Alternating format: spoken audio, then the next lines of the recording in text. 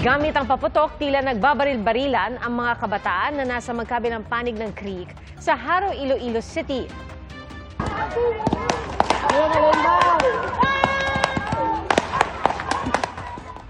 Ayon sa punong barangay ng Barangay Desamparados, ipinatawag na nila ang 7 sangkot na menor de edad na residente ng kanilang barangay, pati na ang kanilang mga magulang.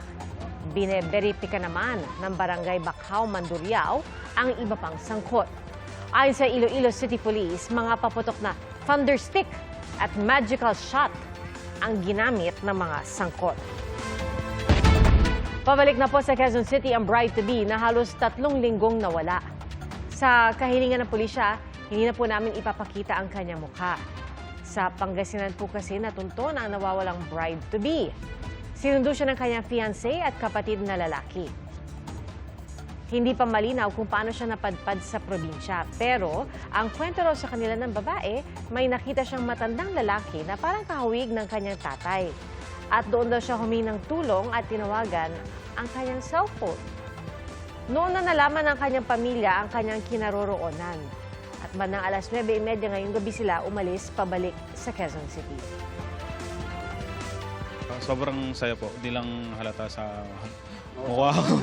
Pagod siguro. Opo, pero sobrang saya po. Hindi pa kami makakapagbigay po ng talagang detail kasi po iniimbestigahan pa po nung QCPD at the same time sila yung season police po. So, kumbaga syempre may mga na-share na siya sa kakapulisan natin na binabalidate pa rin po. Trahedya ang sinapit ng isang babaeng nakikipasko lang sa kanyang nobyo sa Tondo, Maynila. Patay ang babae na madamay sa barilan ng 2 individual. Saksi, si Rafi Tima. Napakaripas ng takbo at sabay-sabay na nagtago ang mga tao sa Barangay 120 sa Tondo, Maynila kahapon ng madaling araw, araw ng Pasko. Napatakbo rin ng babaeng nakaping na nooy natamaan na pala ng bala. Naitakbo pa siya sa ospital pero binawian din ng buhay. Ayon sa isa sa mga huling nakasama ng babae, dumayo ang biktima para makipasko sa nobyong taga roon. Hindi namin alam kung saan siya way tumakbo kasi kami lahat way dito sa kabila. Kasi ayun yung pwesto namin yung picture na yun. Kaya hindi talaga namin i-expect bakit siya. Sa dami-dami namin ang tao nun eh. Nagulat daw sila nang makarinig ng sunod-sunod na putok at nang makita na duguan na ang balikat ng biktima. Ayun, nagulat na lang kami, sabi may tama siya. Po, sa boyfriend po. Akala nga namin, please lang kasi ito lang daw eh. Kaya nag-hoping kami na okay siya eh. Tumanggi munang magbigay ng pahayag ang Manila Police habang iniimbestigahan ang pamamaril. Pero ayon sa nakasaksi na si alias Charles na ilang metro lang umano ang layo mula sa pinagmulan ng putok, tila shootout ang nangyari.